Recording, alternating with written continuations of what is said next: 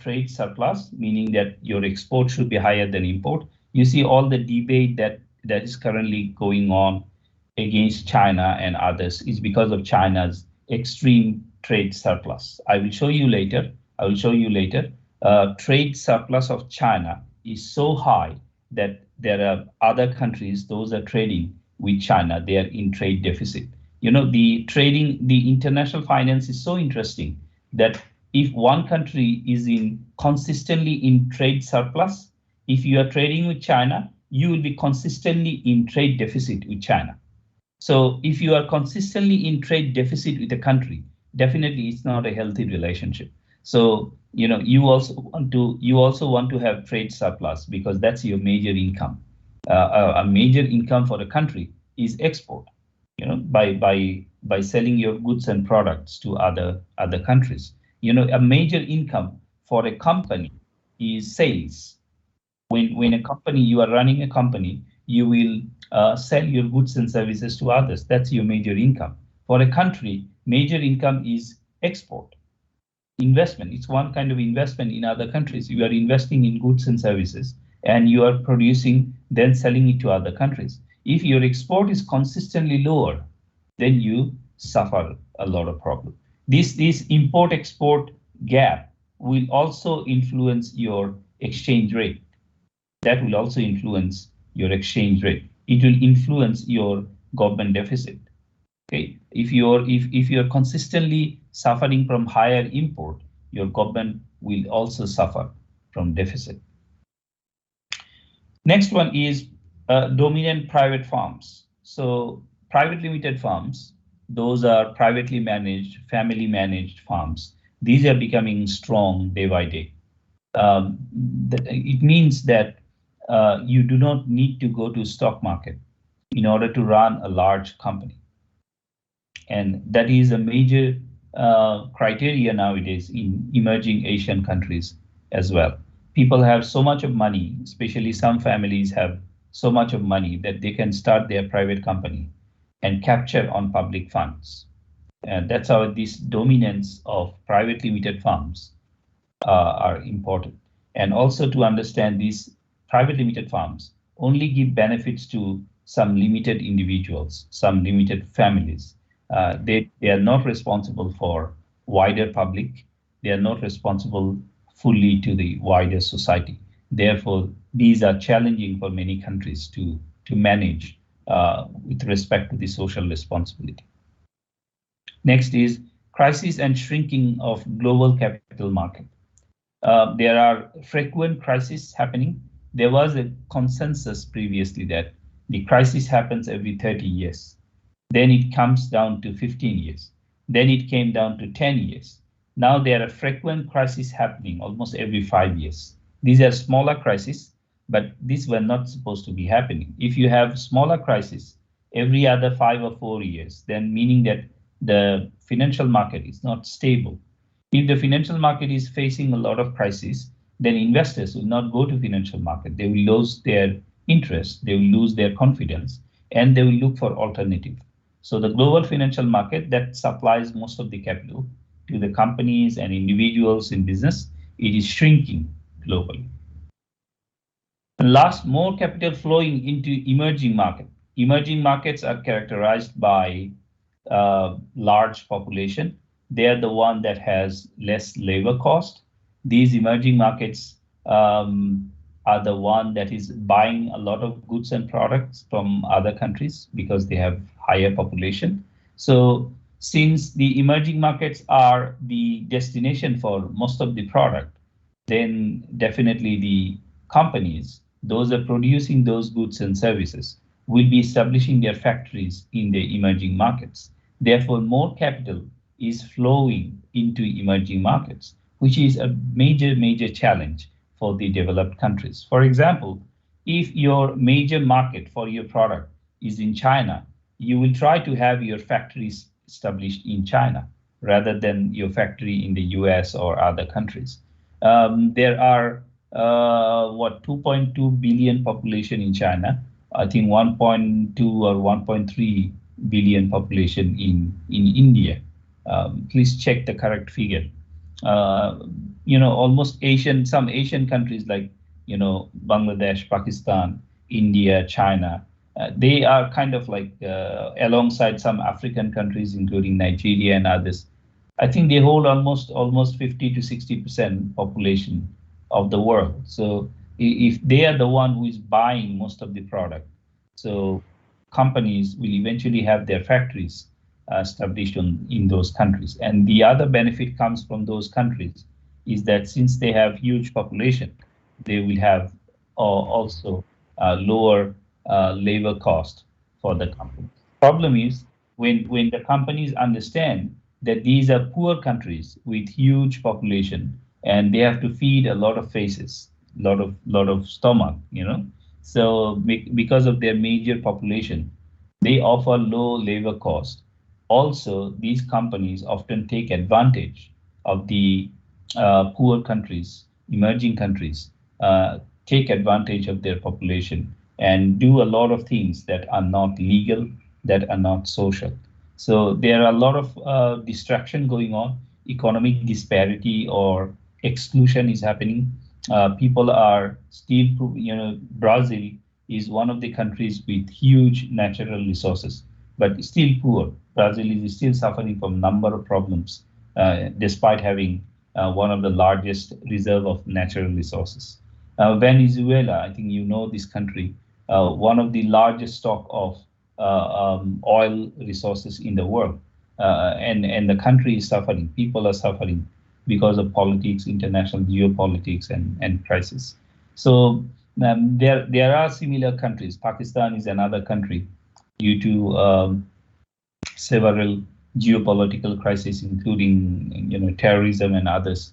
Pakistan, with huge population, is in crisis. Pakistan has mineral resources as well, but they are not able to use it properly. Pakistan is also a nuclear nation. They have nuclear resources, but they cannot use it properly because of geopolitical crisis. So there are a lot of issues happening at the same time. I think you are aware of the current crisis between European Union, Australia, and the United States. So this will eventually see, I think, the destruction of European Union. I think more and more members will be coming out of European Union, and there will be more crisis in the Europe region in the near future. So most of these crises are around these problems. Some of these problems there'll be number of problems in one country, or there'll be at least one or two problems. Therefore, we have major crises happening in different parts of the world.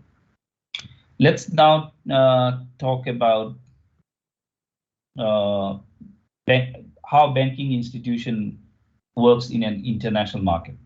Let me give you how bank works in a local market. In a local market, when you go to a bank, it generally works within itself, and it gives you loan when you are looking for a loan application or you are looking for a loan for your business, and it takes deposit from you. That is the major operation that the bank offers in a local market. In a international market, bank works with other banks. So first of all, you see there are three different banks here. So banks are working with other banks. It's a network of banks. They work with each other. And then the bank works with other institutions, other financial institutions, and the central bank. Okay, so bank has a network of institutions that they maintain their relationship with in order to get different types of benefits. Second issue is the bank is working in different currencies. You can see the bank is using different currencies to deal with other banks. So this is a major challenge for them. When you are dealing with Malaysian bank, you deal with Malaysian ringgit. You have to convert everything to Malaysian ringgit. When you are dealing with the Philippines, the banks in Philippines, so central bank in Philippines, you have to deal with Philippines peso, convert everything to peso, and then judge the outcome. When you are dealing with Indonesia, you have to deal with Indonesian rupees. So different currencies to deal with different countries. As long as you are dealing with different banks from different currencies, you have to convert to their currency in order to settle transaction. Also, when the banks are working in international arena, international transaction, they will be working with interbank market, international interbank market. So there is established market for bank-to-bank transaction. When the bank dealing with another bank, they will basically deal with interbank rate. There is a strong interbank market. For example, LIBOR is the international rate, which is bank-to-bank transaction rate. So LIBOR is London Interbank Offer Rate. London Interbank Offer Rate. So this is a rate that many banks they follow this rate when they are doing transaction with European banks or bank from London or England. Okay, so this is a internationally established banking system that the banks follow in order to transact or start a transaction with other banks. Similar to LIBOR, you have other other BOR OR rates, K LIBOR available in Kuala Lumpur, and similar rates available. Banks have established their own rates for their country. They call it the bank rate, generally the bank rate. So that bank rate will be used for example, Baiduri, BIBD, and other banks in Brunei. But when you are dealing with international banks, you have to deal with interbank market. Interbank market is a quite strong market, and it's only for banks. This is the market where no individuals or other non-financial institutions can trade. This is the bank market. This is the market available for banks. International banks also deal with mortgage loans, international mortgage loan. There is a massive market for international mortgage loan. What is a mortgage loan? It's a loan that is secured by mortgage, that is secured by some kind of physical asset or mortgages. International bank is very active in international corporate loans. When companies require loan, international bank, they can individually or by creating a syndicate, financial syndicate, bank syndicate, they can give loans to companies. International bank also manages corporate bond. They invest in corporate bond market. Also, they issue bank can also issue bond for their own benefits. So corporate bond market is a huge international market for banks to invest and also to take part in.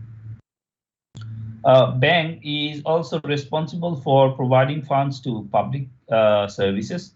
For example, when remember the government is in deficit. If the government is in deficit, government basically comes for public debt. So government asks for fund from banks, from local bank, from international bank, and that's how government gets funding from other banks. You may hear sometime about sukuk issued by different banks, sukuk issued by different Islamic bank to finance Islamic countries. Those are generally to service the public debt. Banks also take part in international private debt market. This is private debt by individuals. This is also private debt by households. Investment in sukuk, smaller investment in debt. Also asking for debt for individual purposes. Banks are the financial institution that offer services for that. And also in private equity market. Bank also invest in private equity market. They will finance the purchase of companies, small companies using private equity. Banks will be the financier for that. And often they call it LBO market also, leverage buyout market. In merger and acquisition, I think we deal with this. The LBO market is basically a private market where the equity capital is provided by taking loan, and that loan market is often, that LBO market is often financed by the banks. So you can see that the bank is a global financial institution that has not only connections with different financial institutions and central banks from different countries, they are also taking part with each other in terms of transaction using different currencies.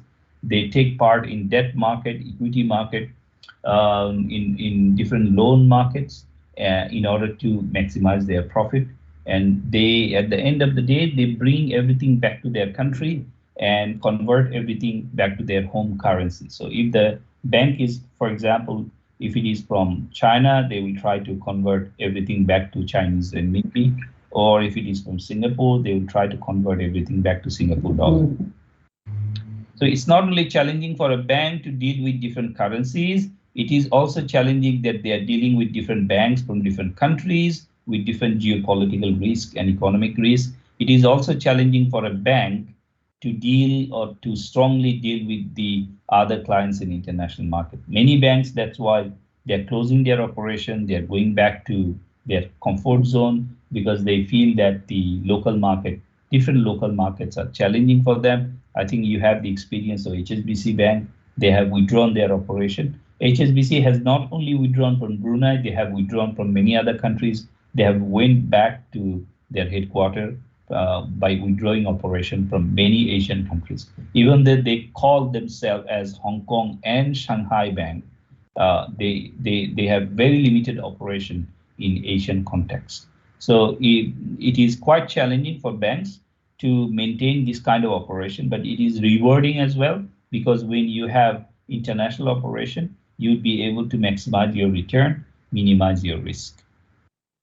Let's go on to see a summary of world currencies. These are the marketplace for world currencies. We'll try to see what is the currency name, what is the symbol, and what is the ISO code. This is called ISO code. This is the code by which the currency traders use this code while they are trading. And this is a 3-letter code, internationally established 3-letter codes for each currency. These currencies are represented by March 23, 2015 against $1, against €1, and against £1. Just a summary of different currencies. So Argentina has a currency called peso. There are different pesos used in other countries. For example, Chile use peso, but different rates, obviously different rates. Mexico has a new peso. After the Mexican crisis, they had peso previously, and they now call it new peso, even though still the name is generally peso. Philippines also have a peso. So if peso is a currency, just do not consider that peso can be currency of one country. Peso is currency of many other countries. So the only difference is it's different in terms of rate. Say, for example, rupee. India has rupee and Indonesia has rupiah. So slightly different name, but also different in terms of value. Malaysia has ringgit. Interestingly, Brunei, their currency on the top of the dollar note is written as ringgit, but we call it Brunei dollar. So Malaysia has ringgit. Dollar is used, the currency name is used in many different countries, but this is different dollar. For example, New Zealand dollar, they have US dollar, they have Canadian dollar, they have Australian dollar as well. So, dollar name used in many countries, but the value is different. Value is decided in a different way. Scandinavian countries, some of them, they use krona or krone. The Norway, their currency name is krone. Also, Denmark is using krone. Since they are part of European Union, many countries using euro as a eurozone currency in order to have a common currency among them. There are other, interesting names. You can go through them and you find interesting picture of each of these countries. Symbols are currency symbols used by different countries. These are not official symbols. These are just unofficially used symbols in social cases. But the official code for each currency is basically the code used here. So Philippine peso is used, the code is PHP. This has to be unique. Even though your currency name is same, your currency code must be unique. So look at the peso again. Philippine peso has a code of PHP, whereas the Mexican peso has a code of MXN. Okay, Mexican new peso. So different codes. That is the code they use to differentiate. So for example, Chilean peso, they call it CLP, and Argentinian peso, they call it ARS. So different currency name is same, value is different, and also code is different. Argentinian peso is priced at 8.7851 each dollar, meaning that if you give $1, you'll get 8.7851 Argentinian peso. In one of the classes, if I have time, I will show you the difference between, if you can hear me properly. You see there are, let me zoom a little bit. You see there are 4 decimal point here, 8.7851. And sometime in the future, I'll show you here also it's available. There are 2 decimal point here. Okay, there are 3 decimal point. Generally, 3 decimal point is not used, but I'm not sure why Japan sometimes uses it. Normally, they will either convert it to 4 decimal point or 2 decimal point. So there is 2 decimal point here. And there are again 4 decimal point number of currencies. There are 3 decimal point here. So I'll show you in one of the classes in financial international trade market or something currency market. There's a specific chapter for it. In that class, I'll show you why the currencies are using 4 decimal point and 2 decimal point. This is very important. If you don't understand or you don't kind of like realize the difference between 4 decimal point and 2 decimal point in currency value, you'll make a lot of loss, especially by currency traders. So the good thing is that your currency trading platform, the software that you are using, it recognizes the currency separately for different currency value. Okay, so currency to euro is given 9.5990, meaning that euro is a bit expensive. If you give €1, you will get 9.5990 of Argentinian peso. And for pound sterling is even more expensive. It's 13.1197. Is the most expensive is for, if you look at in terms of currency value, obviously no one can, I think, defeat Indonesia. It's 19,443 Indonesian rupiah for 1 pound sterling. So that's kind of a rate. It's a huge rate. Nigeria is 298. If you pay 298.233 Nigerian naira, you'll get 1 pound sterling. So the changes in currency rate is more important rather than the static value. And this value definitely has changed over the years since these rates were taken in 2015. I often use a website. I think many of you use the same website as well in order to see whether the currency value, what is the currency value currently going on. They change the currency value real-time basis, and I will try to use that website also to make some examples in the class. That's xe.com. I think many of you use that currency website. This is a currency website that gives you real-time change in value. So say, for example, if you want to search for any, I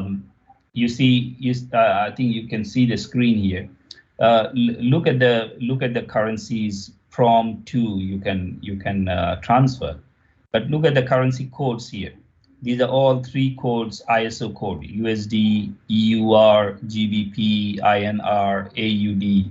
So this is already designed based on 3-letter ISO code.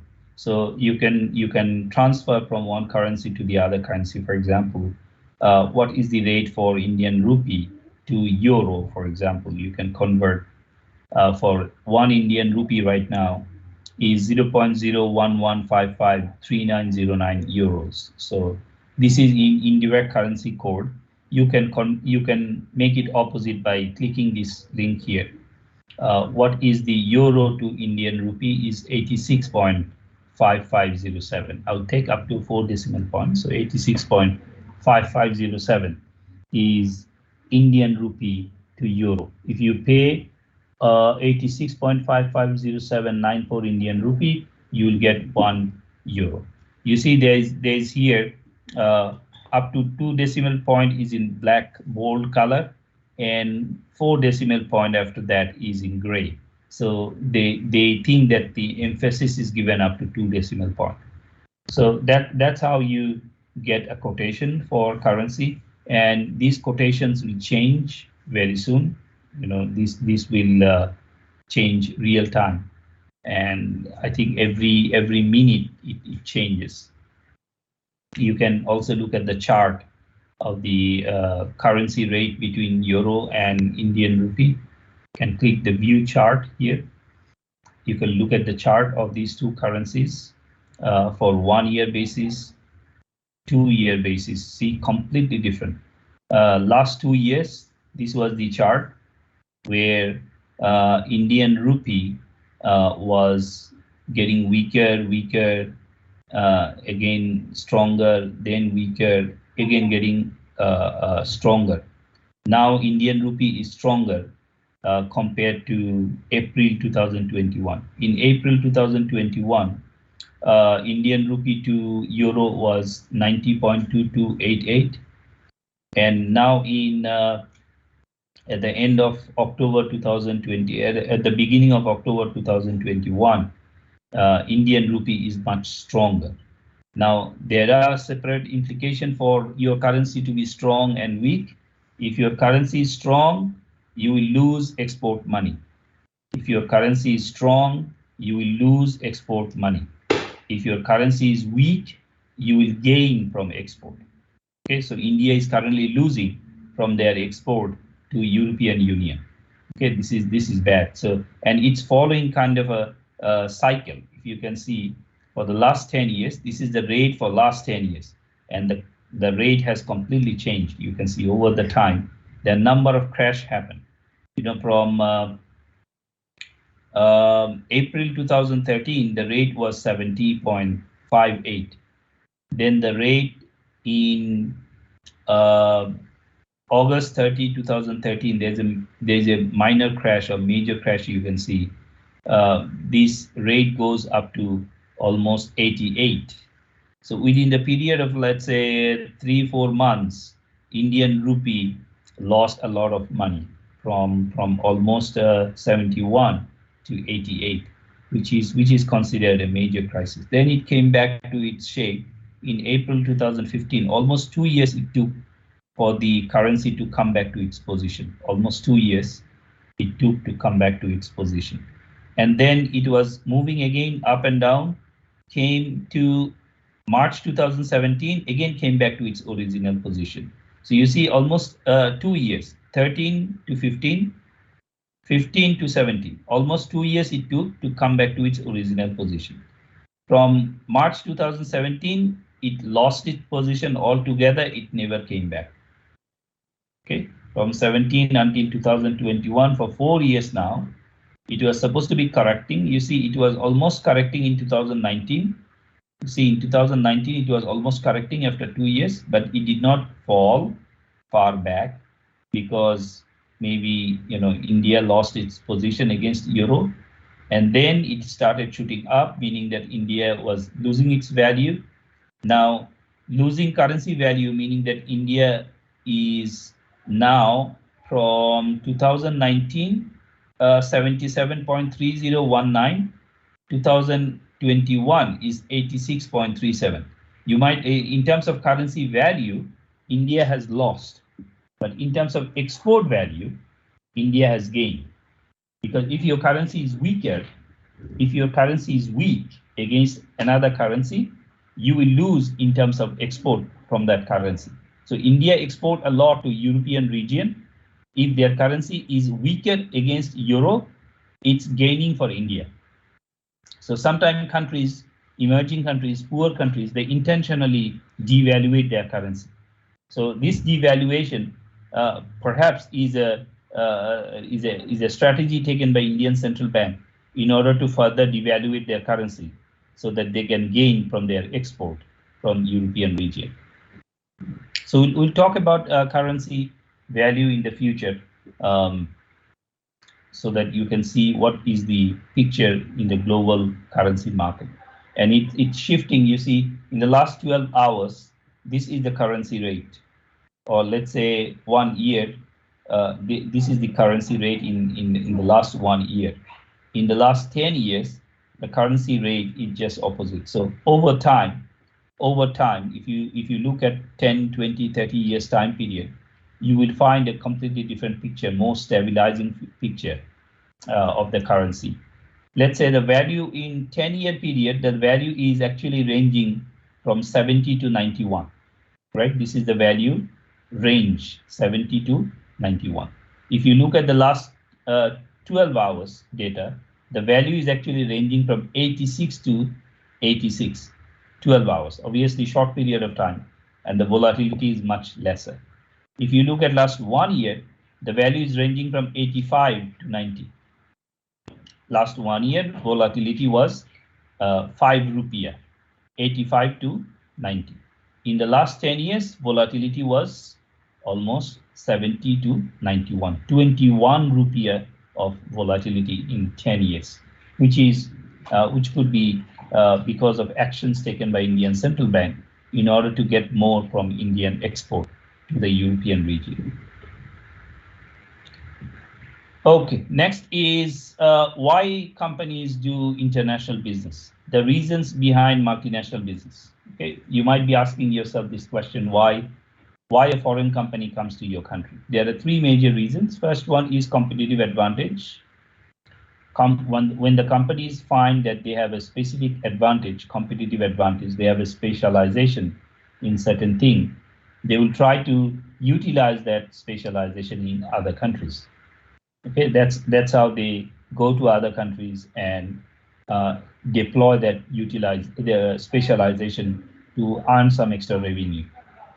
So if your country has some companies that has specific competitive advantage, maybe in terms of technology, in terms of production process, or other thing, you will see that those companies are going to other countries to sell their products. So in order to differentiate yourself, your country and your companies, you need to find out what is your competitive advantage.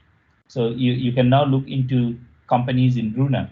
If they want to become multinational, you need to find out what is the competitive advantage of Bruneian farms, so that you can go to neighboring countries and be able to sell your product. Companies become multinational because of imperfect markets theory. Imperfect market is regarding the factors of production. There are three common factors of production: land, labor, capital. Land, labor, capital. These are the three common factors of production.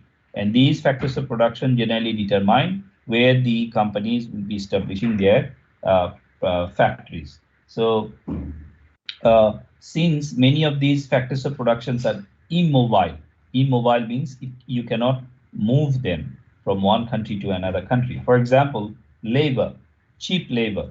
It's very difficult to move labors, even though many countries are exporting their labors to other countries to work. But it's easier for multinational companies if they can go to the source. For example, Indian labor or Bangladesh labor or Pakistanis, they are going to other countries. Even Chinese labor, they are going to other countries to work. So instead of bringing them home, the companies may consider establishing their factories in the base country, because these factors of production, they are immobile sometimes. For example, you want to take the advantage of the natural resources in Brazil. You cannot bring the forest of Brazil to your country. Rather, it is easy for you to establish your factory in Brazil and take the advantage of the natural resources. So since the factors of production are immobile, companies become multinational to take the advantage of the immobile factors of production. That's why we have seen the British came to our countries. They ruled our countries for 200, 300, 400 years, because They wanted to take advantage of our natural resources. They wanted to take advantage of our factors of production. Third is product life cycle. So every product has, it starts from, the starting or with introduction, then it goes to growth stage, then the maturity stage, and then it declines. And product has cost, this discovery of the product. Every product, when it was introduced initially, it has a cost, introduction cost. And sometimes for some product, the discovery cost or initiation cost, floating cost is so high that company does not want to lose the product so easily. So what they do is when the product reaches the declining stage in one country, they will bring it to another country so that it can start from the introduction. So sometimes you'll see that the product is no more available in Singapore, but it is available in Malaysia. Because the product already reaches the declining stage in Singapore, then they bring it to Malaysia and start from beginning or growth stage again. So due to product life cycle theory, life cycle of each product, you will see that multinational companies are going to other countries in order to expand their sales. So many car models, you'll see car models. Europe has already stopped using them, but in our Asian context, we still see those cars are being used in our countries because of the product life cycle theory. So a multinational company wants to take the advantage of the product life cycle theory because the initiation cost of product is very high. So they don't want to lose this cost. They will use the product design and go to another country and start from the very beginning. This is the shape of international trading that is happening. Countries are connected because of their comparative advantage. I think some of you also heard about comparative advantage theory, meaning that each country has something comparatively in a beneficial position than other countries. Say, for example, India has huge technology sector. They have huge population, local market. They also have cheap labor. Russia, it has the largest possible stock of natural gas and also oil. So they have natural resources. That is their comparative advantage. You have European region, they are huge financial market, and they are the major buyer of financial product. Their per capita income is very high. So European countries are also, they have certain comparative advantage. United States, similar to Europe, is also net buyer of product. They are net producer as well. So they produce goods and services similar to China. China has not only production opportunity, they have natural resources. They also have cheap labor. So they have comparative advantage as well. They are the net producer as well. Philippines kind of like was colony for many countries in the many nations in the past, and Philippines also has production factories. There are lots of production factories in Philippines. Many production factories from Philippines already moved to Indonesia and Thailand and Vietnam. The new emerging nation is Vietnam now, is producing goods and services at a low cost and selling to many countries. Mexico was a superstar before. Mexico had low labor cost and so natural resources. Mexico is also a big market inside. Therefore, many countries used to have their factories in Mexico.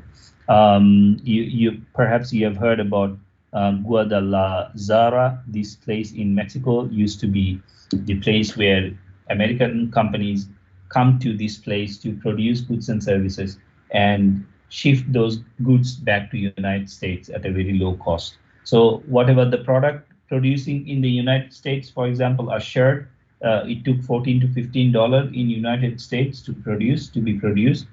US companies will come to Guadalajara to produce the same shirt at $3 or $4 and bring it back to US and sell it in the US market.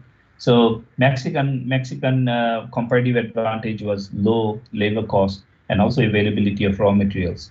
And if the product was not selling in the US, they could easily sell it Mexican market at a low cost.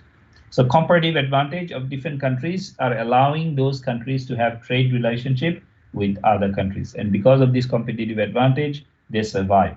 So you need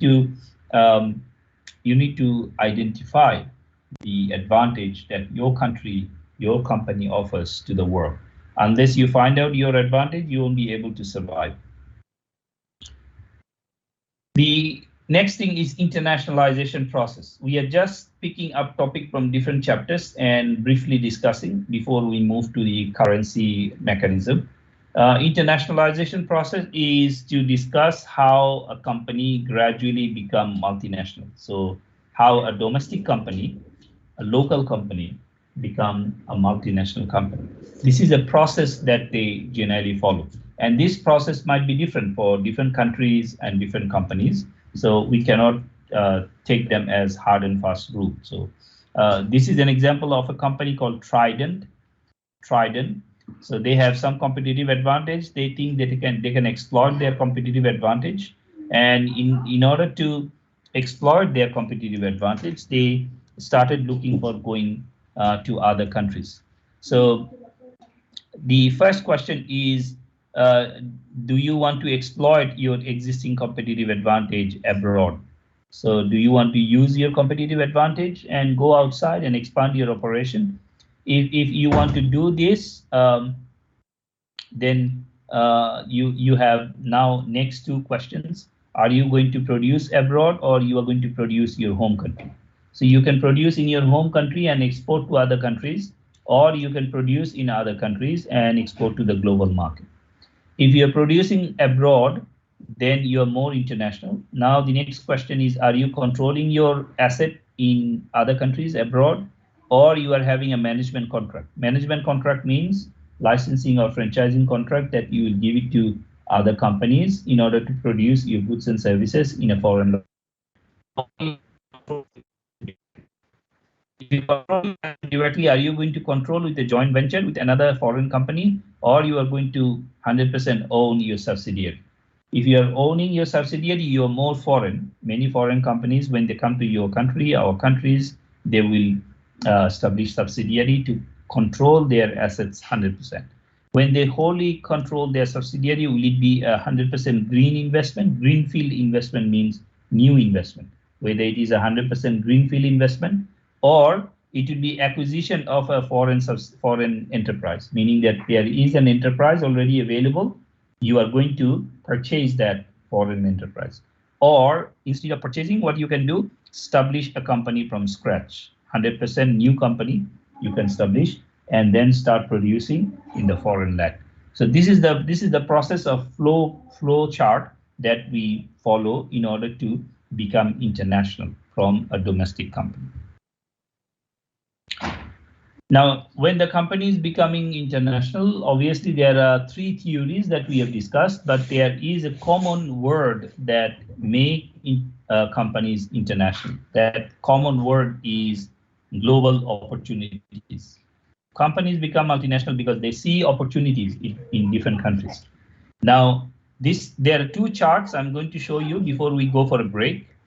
Economic freedom. First one is economic freedom. And the second one I'm going to show you about riskiness.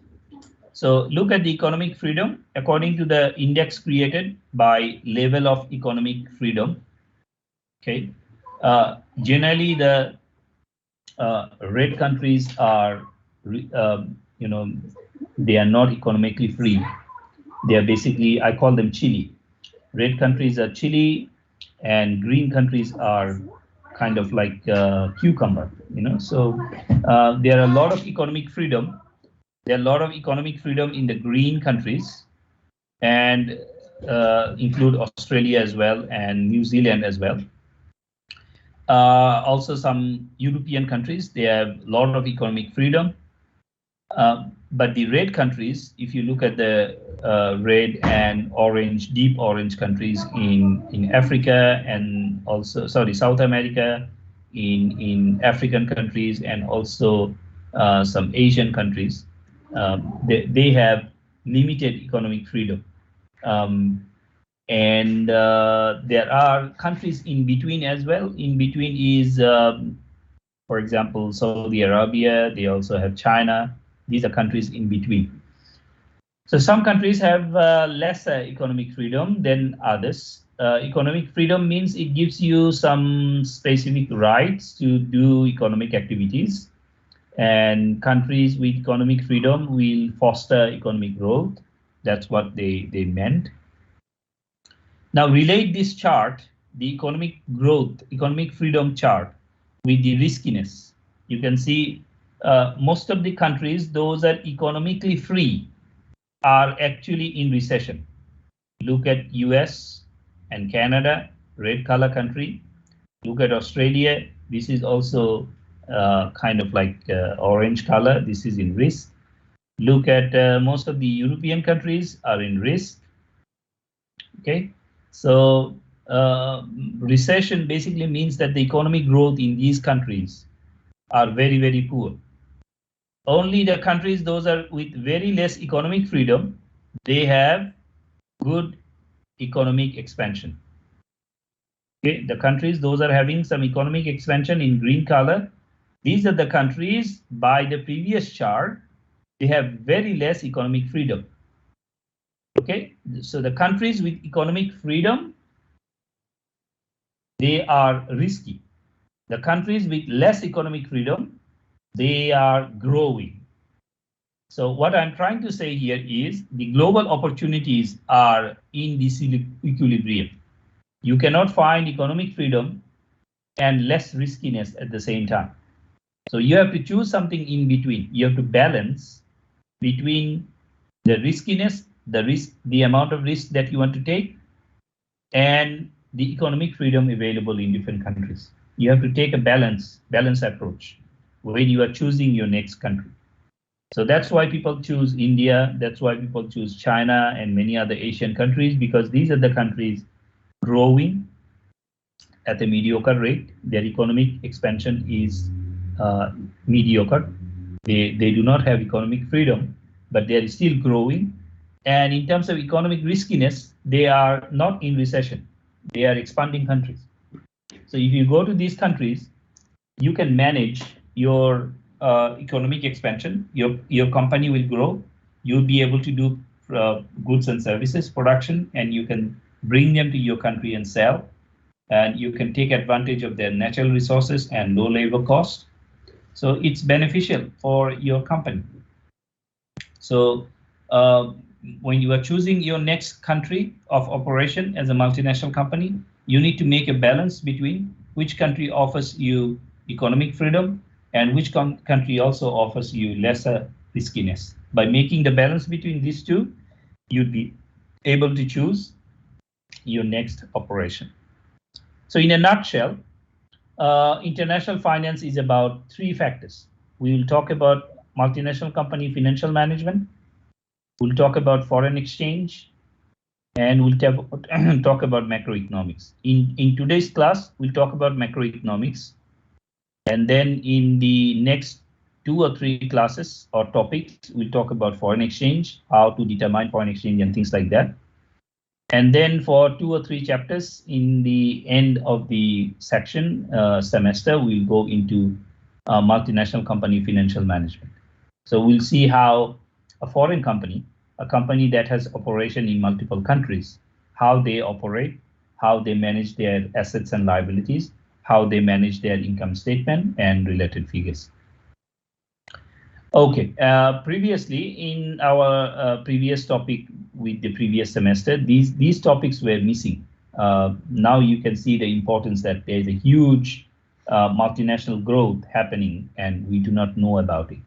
And the management of a multinational company is slightly different than a local company because of this factor, international politics and geodiversity. So because of international politics, now Chinese companies are facing trouble everywhere. Chinese companies are not only facing challenges in China, they are facing challenges outside as well. Yeah, I think you heard about the case of Jack Ma's company. Jack Ma is completely being silenced by the Chinese government. So there are a lot of challenges for Chinese farms right now. And they are also facing competition against the US farms, European farms, Australian farms, Indian farms. India is also having a chaos with China in recent days. China is also having chaos with the neighboring countries on South China Sea. So there are a lot of geopolitical crises happening globally. Last slide before we go to break. This is a domestic company value model. This is the valuation model that we use for a domestic company, where the value of a company is a function of their expected cash flow in terms of one currency, only dollar, divided by 1 plus k to the power t. K is the cost of capital. We know this from our present value calculation. So value of a company, a local company, only one country, only one currency, dollar, is function of cash flow divided by 1 plus k to the power t. The difference with the MNC model is, multinational company model is, the value of a multinational company is a function of expected cash flow multiplied by exchange rate. So you will have different exchange rate, different countries of operation. Let's say you are operating in, Coca-Cola is operating in 180 countries. Now in 180 countries, they will have at least 50 to 70 currencies they are dealing with, because many countries, they use other countries' currency. They page their currency with other countries or other currencies. For example, dollar is considered as a currency of many countries, dollar, US dollar. So because of that, there are less number of currencies than countries. Even after that, if Coca-Cola is operating in 180 countries, they will be dealing with at least 50 to 70 currencies. So each of these currency rate will be multiplied with the cash flow in order to choose the net cash flow from each of these currencies. And then you will add all the currencies revenue or cash flows back to US dollar.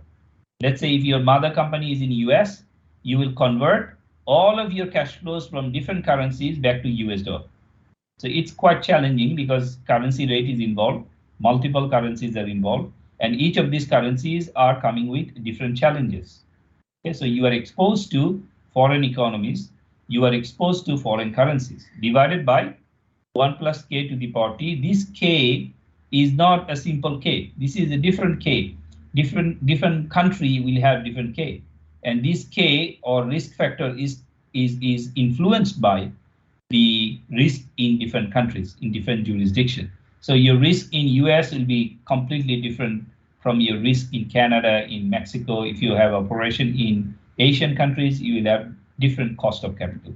So the challenges of a multinational company valuation is, first of all, you are exposed to multiple economies, therefore your cash flows are uncertain. Your cash flows will be affected by the situation in different countries. Different country business model need to be considered. The business model in Brunei is different than the business model in Pakistan, for example. So you have operation in different countries. You need to consider what is the most appropriate business model in that country. Plus, you need to also consider their currency rate, and currency rate can change. It can be floating exchange rate, it can be fixed exchange rate. So there are different kind of challenges that you may face in different countries. Divided by 1 plus k. K is the cost of capital. So your cost of capital will be influenced by a number of international risk factors, local risk factors, geopolitical crises, war, inflation, and other factors in different countries. When your mother company or mother country is doing good, for example, US is okay, but your other operation might be suffered. Let's say you have operation in Middle East, your operation will be suffered from inflation, war, and other financial crises. So you need to adjust all those risks to eventually decide the value of your company.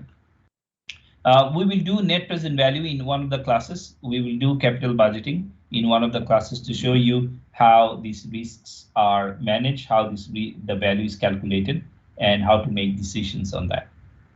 We'll take a break now. We have completed almost 1/3, 1/4 of it, 1/3 of it. So we need to take a break. We will come back after 20 minutes. Let's say we'll come back around 10:20, and we will talk about international monetary environment, mostly about currency. I will not cover everything because there are lots of details given. These details are for you to read. I will go through the summaries. And then we will move to the information about currency regime and performance of different currencies. Plus, the last part we will go into um, the balance of payment. So we'll come back at 10:20 and we will start discussing about the currency regime, the monetary environment.